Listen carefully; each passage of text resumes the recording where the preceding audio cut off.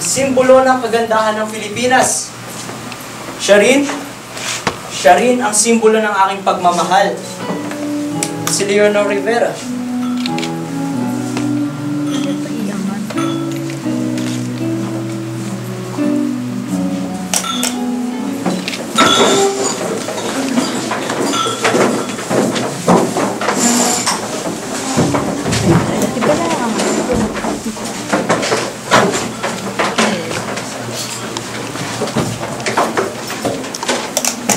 Kagagawan!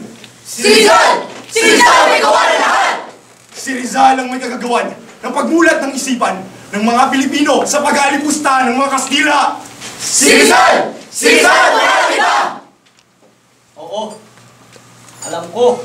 Sa mga rason kung bakit ang noon ay nakapikit na mata ng mga Pilipino ay ngayon ay nakamulat na. Sa mga rason kung bakit namulat sila sa pang-aalipin, pang-alipusta at pang-aabuso ng mga Kastila. Mapayapa sa lahat! Mapayapa! Wala pang reklamo kung lahat tahimik! Hari ng mga Kastila, kami masasaktan! Lulunurin sa kamalian! Ngunit mananatili ang kapayapaan!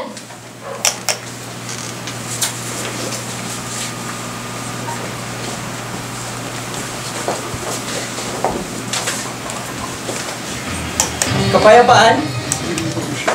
Yan ba ang kapayapaan para sa inyo? Ang kapayapaang walang hustisya? Tingnan niyo ang aking sariling ina. Pepe! Pepe, tulungan mo ako! Aking sariling ina na may hangad lang na makatulong sa relasyon na namamagitan sa pagitan ng kanyang kapatid at ng kanyang asawa ay nakatulan pa ng panglalason. Agad na pinadakip bilang ganti sa aming pamilya na noon ay kinasusuklaman na. Dahil rito, sumali ako sa isang organisasyon na kung tawagin ay La Solidaridad. Simple lang aming hangad. Ang asimilasyon, ang pantay-pantay na pagtingin sa amin ng gobyerno. Ngunit, ni pansin ay hindi nila ibinigay sa amin. Rizal, alam naman nating hindi nakakita ang gobyerno, hindi nakarinig, hindi nakahahatol. Maliban sa kung ano sa kanya ipakita, maririnig at makakatulan ng probinsya at kultura. Tama ka, Taso. Ngunit, ano nga ba itong ginagawa ko? Isa lang bang kabiguan ng misyon ko? Tulad ng pagkabigo ng La Solidaridad? Kung mabigo man, isiping ikaw ang unang naglagay ng bato. Ikaw ang unang nagtanim.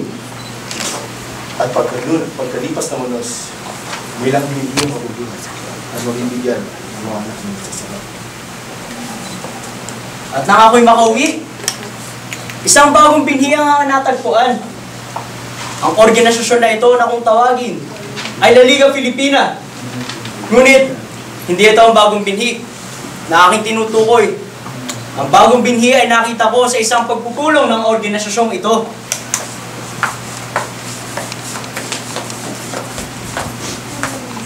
Kami ang bagong binhi ng Pilipinas. Kami ang pag-asa ng bayan. Kami ang nakahanap ng inspirasyon kay Rizal. Kay Dr. Jose Rizal. Dr. Rizal, ako po si Andres Bonifacio. Po ang aking mga kasamahan. Gusto po kami naniniwala at umumuhay sa iyong mga turo. Mabuti naman, kaibigan. Mabuhay si Dr. Rizal! Mabuhay! Ngunit, hindi sa lahat ng pagkakataon na ang bagong binhi ay makikitaan ng kabutihan.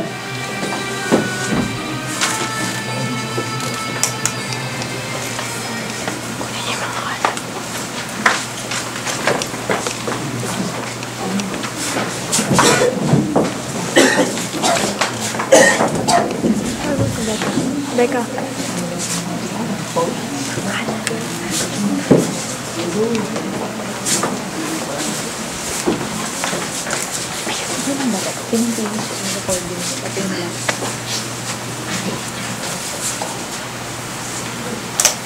Kumalaban!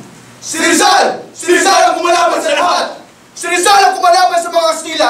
Siya ang nibuno ng revolusyon! Si Rizal! Si Rizal ang wala na iba!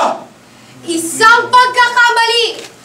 Ang nais si Rizal ay pantay-pantay na pagtingin! pantay-pantay na pagtingin sa pagitan ng mga Kastila at ng mga Pilipino. Walang dugo, walang karahasan, walang revolusyon!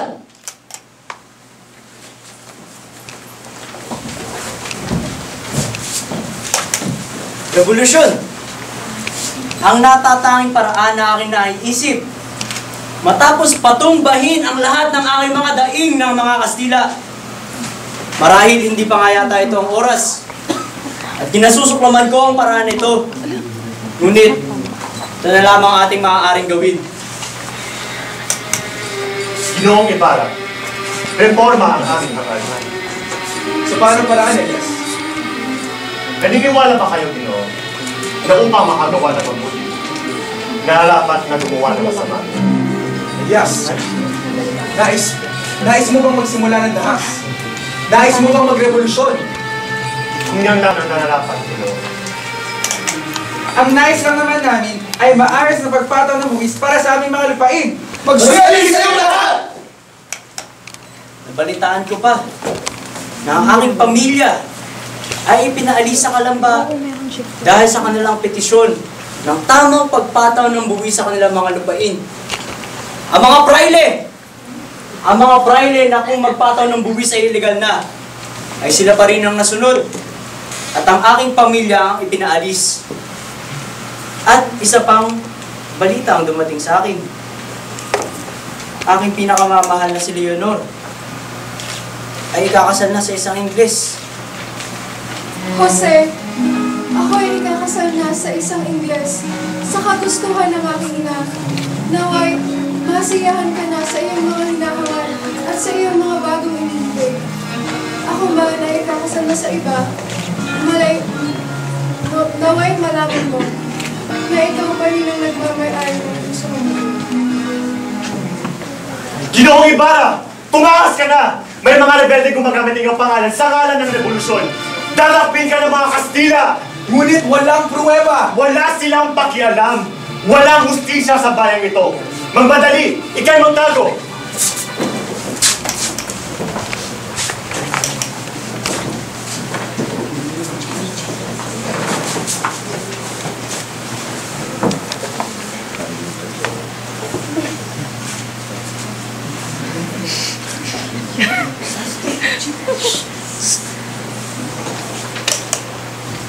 Unti-unti ako nalulong sa kadiliman. Sunod-sunod na malulungkot na pangyayari ang bumalot sa akin. Dahil sa karimlan na ito, ang aking paniniwala ay nagbago. Pati na ang aking pag-iisip